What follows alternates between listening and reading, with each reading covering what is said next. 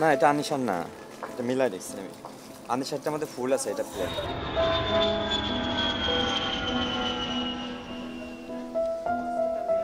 ছলছল চোখে অভিমান, বুকে কষ্ট আর একরাশ আশা নিয়ে একটুখানি স্মৃতি খুঁজে ফেরা।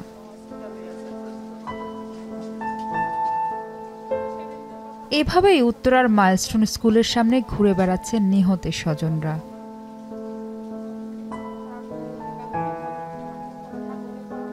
স্কুলটিতে বিমান বিধ্বস্তে নিহত হয় 10 বছরের শিশু ফাতেমা আক্তার আনিশা। একমাত্র ভাগ্নের একটি জুতা খুঁজে পেয়েছিলেন আগেই। এখনও আরেক পায়ের জুতো খুঁজে চলেছে তার মামা লিওন মীর। মানসিক চাপে জরাজীর্ণ হয়ে আছে আনিশার পুরো পরিবার। সিসিটিভি ক্যামেরাটা ওইখানে সেট করা ছিল কিনা, সেট করা থাকলে একটা ফুটেজ থাকবে। ফুটেজ থাকলে আমি আসলে একটু ওটা চাই, ওটা একটু দেখতে চাই যে আমার ভাগ্নি আসলে তখন কোথায় দাঁড়ানো ছিল। ওর গায়ে হচ্ছে প্রচুর ধুলা, ঘাস এগুলো পাইছি, এবং ও আগুনে পুড়ি না, হচ্ছে তেলে পুড়ছে। আমরা কাপড় চোপড় দেখে যেটা বুঝলাম এবং বডির কন্ডিশন থেকে বুঝতে পারছি ও হচ্ছে তেলে পুড়ছে। তাতে করে হচ্ছে তাহলে আবার ঘাস আছে, প্রচুর ধুলা। তো আসলে কি স্কুলের মধ্যে ছিল, ক্লাসের মধ্যে ছিল, নাকি বারান্দায় ছিল, নাকি মাঠে ছিল, এটা একটু দেখতে চাই।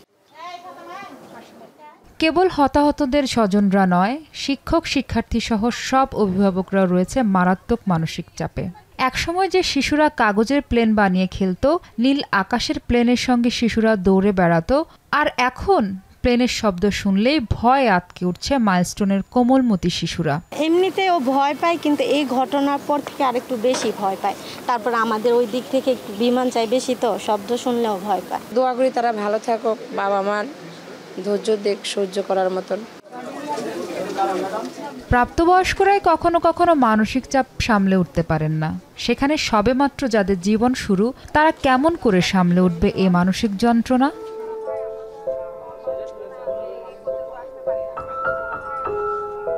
আর যারা বেঁচে নেই, কি হবে তাদের পরিবার পরিজনের? সন্তানের স্মৃতি হাতড়েই কি জীবন কাটবে তাদের? বলছেন মায়েরা। আমারটাই যেহেতু বলে কি, খালি বলে যে আম্মু শুধু আগুনটা, চোখটা বন্ধ করলে শুধু আগুনটা দেখতে পারতেছি। আমার তো টোটালি ইচ্ছা নাই। আমার মন মানে এমন ইয়া হয়েছে যে আমি এই এলাকাটা চেঞ্জ করতে পারি। আমার এখানে থাকারও ইচ্ছা নেই, আমার বাচ্চার স্কুল চেঞ্জ করার আমার ইচ্ছা আছে। আমি ডিসিশন নিতেছি আর কি। এখন কেমন চুপচাপ হয়ে গেছে, এখন আর আগের মতো ওরকম আসে না। আগে কত কথা বলতো, কত ডাকাডাকি আম্মু এটা সেটা অনেক কথা বলতো, কিন্তু এখন মানে মানসিকভাবে একদম দুর্বল হয়ে পড়ছে। আর তাই এ দুর্ঘটনায় ট্রমাটাইজ হয়ে পড়া শিক্ষক শিক্ষার্থী অভিভাবকদের মানসিক স্বাস্থ্যের কথা চিন্তা করে শুরু করা হয়েছে কাউন্সেলিং কর্মসূচি। মাইলস্টোন স্কুল কর্তৃপক্ষ, বিমান বাহিনী ও ব্রাকের যৌথ উদ্যোগে 7 দিনের এই কর্মসূচি শুরু হয়েছে। এই সময়টায় কিভাবে শিক্ষার্থীদের সঙ্গে কথা বলতে হবে, নিজেরা কিভাবে ভালো থাকবেন, পরিবেশ পরিস্থিতি স্বাভাবিক করা যাবে, সেগুলো নিয়ে নানা রকম গুরুত্বপূর্ণ পরামর্শ দেওয়া হচ্ছে। এছাড়া শিক্ষার্থীদের সঙ্গে অযৌক্তিক বা অপ্রাসঙ্গিক যে কোনো বিষয়ে আলোচনা এড়িয়ে যেতে বলা হয়েছে। শিক্ষার্থীদের মন খারাপ হয় এমন কিছুই বলা যাবে না বলেও সতর্ক করা হয়েছে। বলছিলাম এই কোমলমতি শিশুদের কথা। সেদিন যদি এমনই বৃষ্টি হতো, যদি বিমান না উঠতো, যদি বিমানটা বিধ্বস্ত না হতো, তাহলে ঘটতো না এতগুলো প্রাণহানি। যেই শোকে আজও বন্ধ রয়েছে স্কুল, ক্লাসে ফিরতে পারছে না কোমলমতি শিশুরা। ভবিষ্যৎ তো দূরের কথা, জীবনটা শুরুর আগেই থমকে গেছে তারা। কিভাবে কাটিয়ে উঠবে এসব ট্রমা?